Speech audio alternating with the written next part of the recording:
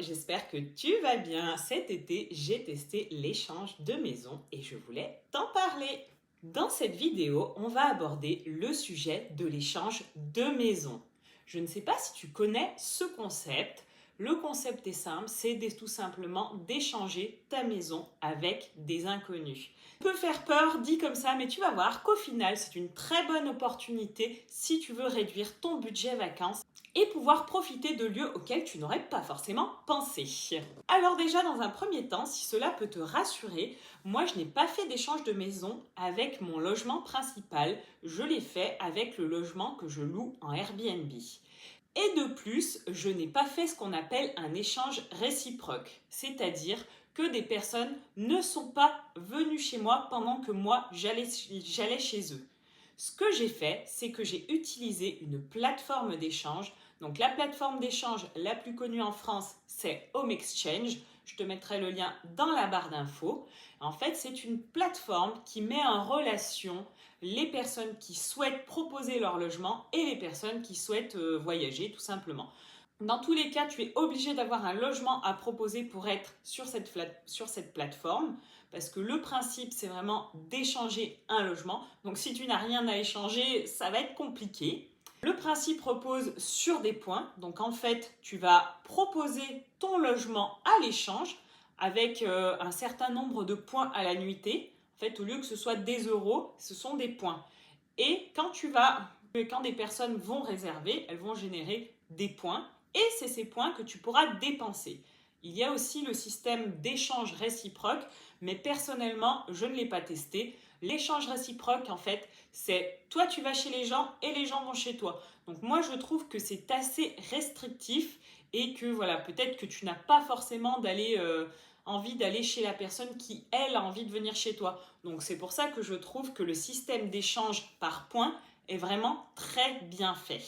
En plus, ce qui est intéressant, c'est que si tu n'es pas complètement à l'aise à l'idée d'aller chez les gens, en fait, tu peux choisir résidence secondaire. Tu as des filtres. Par exemple, tu peux choisir si les personnes seront là, si par exemple, elles louent juste une chambre et seront présentes dans la maison, si c'est un logement entier ou si par exemple, c'est une résidence secondaire, donc potentiellement un logement qu'elles louent déjà sur d'autres plateformes ou un logement qu'elles utilisent que pour les vacances, par exemple.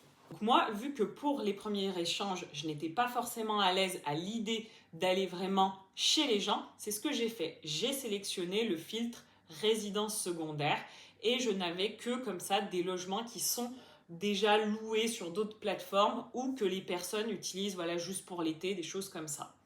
Donc moi, ce que j'ai fait, c'est qu'au niveau des échanges, j'ai reçu déjà 3 personnes, il me semble. J'ai reçu un couple très sympathique, voilà, où il n'y a eu aucun problème. Donc en fait, moi, comme je te l'ai dit, je propose le logement que j'ai déjà sur Airbnb. Si jamais ça t'intéresse, peut-être je te mettrai le lien du logement. Donc il est situé en Savoie. Et les personnes que j'ai reçues, donc il y avait des personnes, je crois qu'elles venaient du Nord, il me semble. Donc c'était un couple voilà, qui venait pour quelques jours en vacances. Donc ils étaient très sympathiques. Ils m'ont même proposé de déboucher mon évier parce que à ce moment-là, l'évier de ma salle de bain a été bouché. Voilà, je ne sais pas trop pourquoi, mais bon voilà. Donc très sympathique, je n'ai eu aucun problème. Ils ont fait le ménage avant de partir, tout s'est très bien passé. Après, j'ai fait un deuxième échange où là, c'était pareil, c'était pendant l'été, il me semble. Oui, c'était un... Oui, c'est ça, c'était un couple. Donc un couple pareil, tout s'est très bien passé. Ils venaient faire de la rando pour quelques jours, je crois que c'était 3 jours, quelque chose comme ça. Donc tout s'est très bien passé. Et après, j'ai eu une autre personne où là, lui, il est venu tout seul. Et lui, c'est une personne qui venait d'Espagne. Et là, ça s'est un petit peu moins bien passé, je dirais, tout simplement parce que la personne, en fait, elle a pas fait le ménage. Elle a dit que mon appartement, qu'elle avait retrouvé un petit peu des saletés, des poussières, des choses comme ça. Donc j'ai trouvé que au niveau de l'échange n'était pas très fluide. Enfin, en fait, pour moi, le principe de l'échange de maison, voilà, tu peux pas être aussi exigeant que sur un Airbnb où tu vas payer parce que là, techniquement, tu payes pas vraiment. Les gens sont plus dans le partage. Donc les 2 couples que j'ai reçus, voilà, ils étaient complètement dans cette dynamique-là. Enfin, ils faisaient que d'échanger. Voilà, ils me demandaient des conseils si j'avais des idées de sortie, des choses comme ça dans la région. Et par contre, la troisième personne qui était étrangère, donc je ne sais pas si c'est par rapport à ça, peut-être qu'en Espagne, voilà, ça se passe différemment au niveau de l'échange de maison, mais c'est une personne voilà, qui était très exigeante.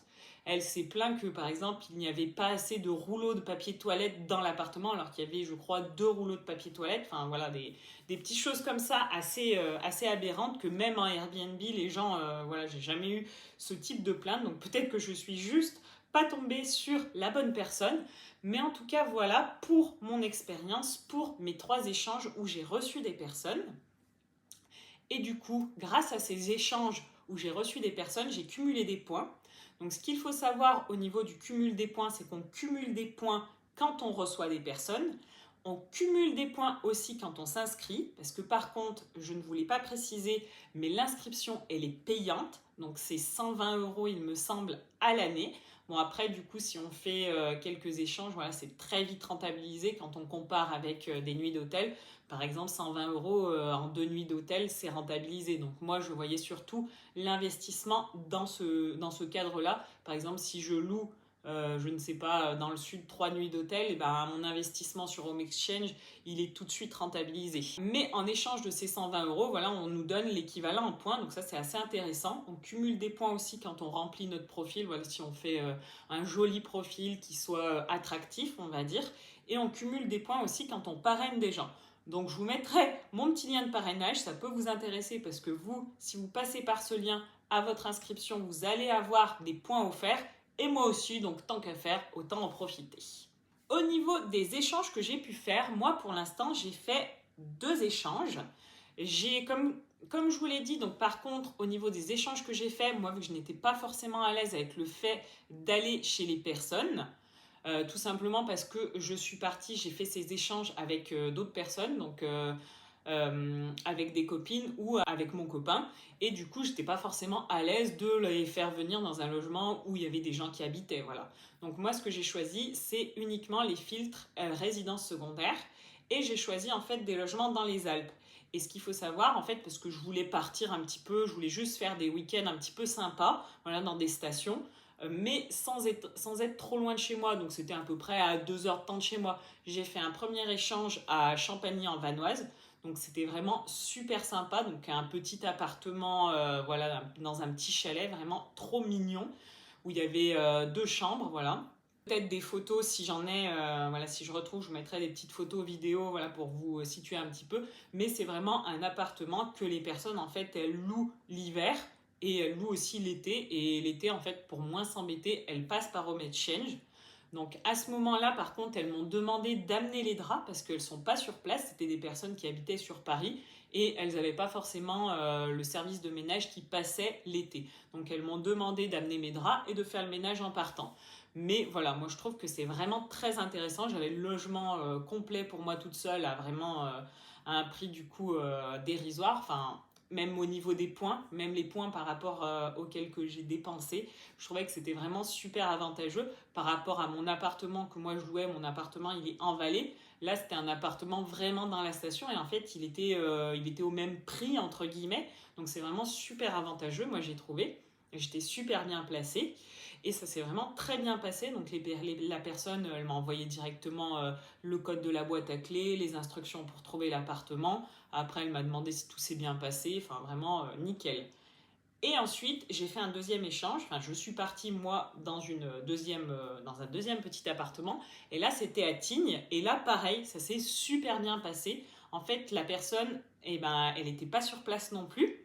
Donc, elle m'a demandé aussi d'amener les draps. Ça, c'est quelque chose que je trouve qui est intéressant à faire parce que, par exemple, pour moi, moi qui loue mon Airbnb, en fait, quand je le propose sur Home Exchange, si je veux moins m'embêter, je pourrais aussi dire aux personnes d'amener les draps et de faire le ménage. Comme ça, pour moi, j'ai beaucoup moins de charge mentale et de charge à aller faire le ménage, etc. Donc ça, c'est quelque chose que je retiens. J'ai l'impression que c'est quelque chose qui se fait beaucoup sur Home Exchange. En fait, on arrive avec ses affaires, on repart avec ses affaires, on laisse le bien dans l'état où on l'a trouvé. C'est du donnant-donnant et franchement, je trouve que c'est super avantageux. On utilise un bien pendant qu'il n'est pas utilisé. En contrepartie, on le laisse nickel. Je trouve que c'est la moindre des choses. Donc c'est vraiment pas mal.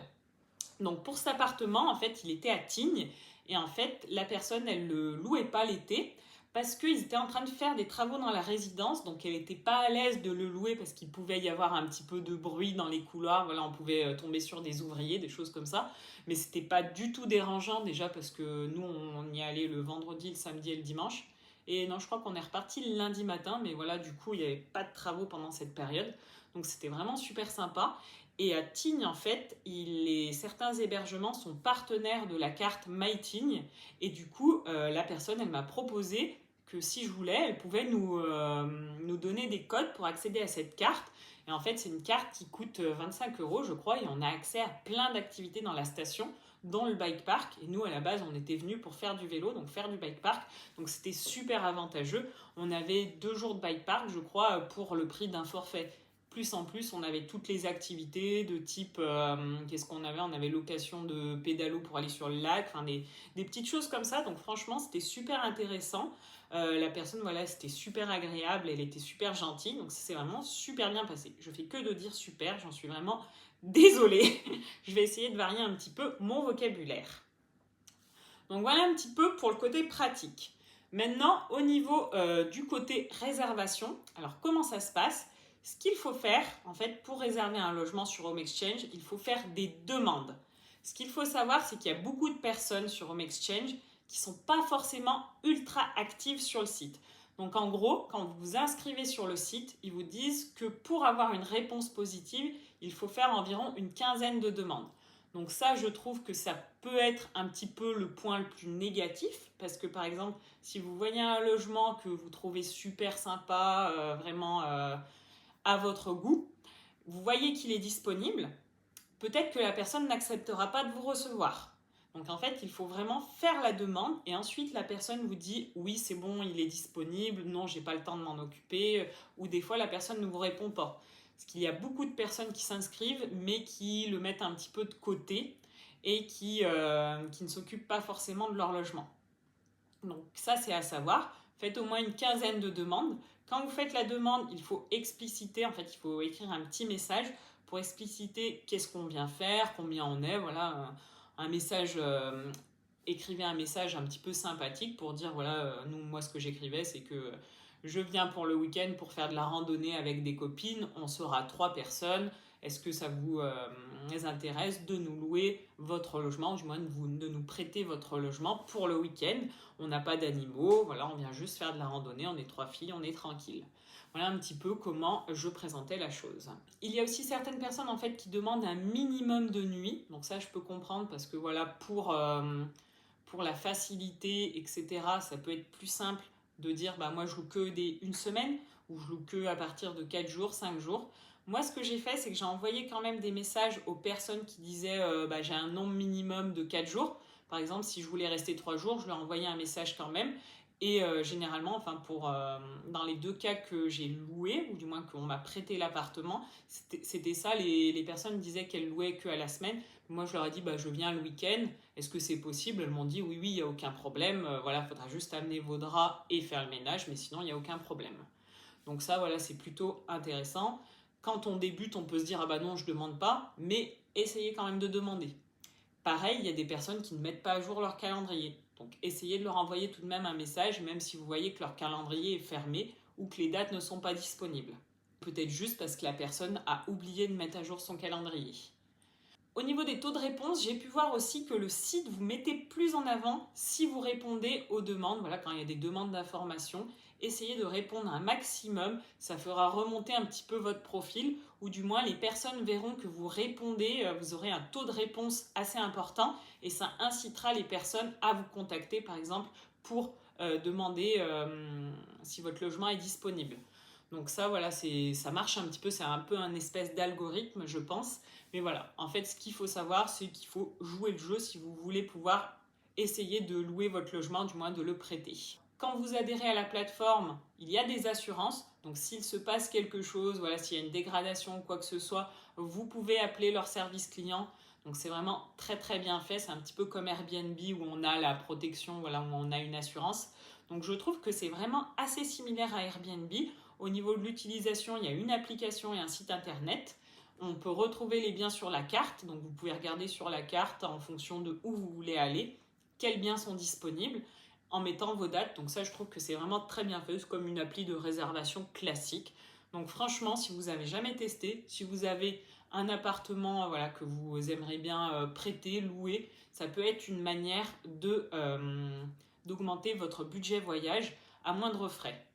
Ça peut être soit votre résidence principale, soit une chambre dans votre résidence principale, ou soit comme moi, par exemple, si vous louez un Airbnb, moi en fait dessus je mets les périodes qui ne sont pas occupées. Et donc ça permet voilà, de faire un petit complément. Donc voilà un petit peu pour Home Exchange, pour l'échange de maison. Je ne sais pas si vous avez déjà testé, si vous avez d'autres questions à me poser.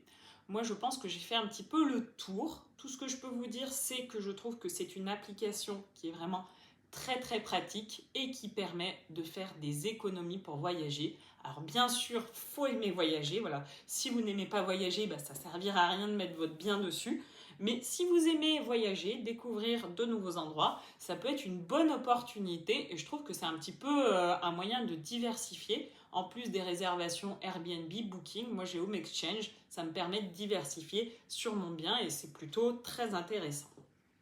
Donc j'espère que cette vidéo vous aura plu. Si c'est le cas, n'hésitez pas à me laisser un petit commentaire. Le mot de la fin, ce sera maison, donc essayez de le glisser dans un petit commentaire. N'hésitez pas à me dire si vous voulez que je parle d'autres sujets de ce type-là, donc qui sont un petit peu pas vraiment des investissements, mais plutôt des moyens de faire des économies, de mieux gérer son budget. N'hésitez pas à m'en parler.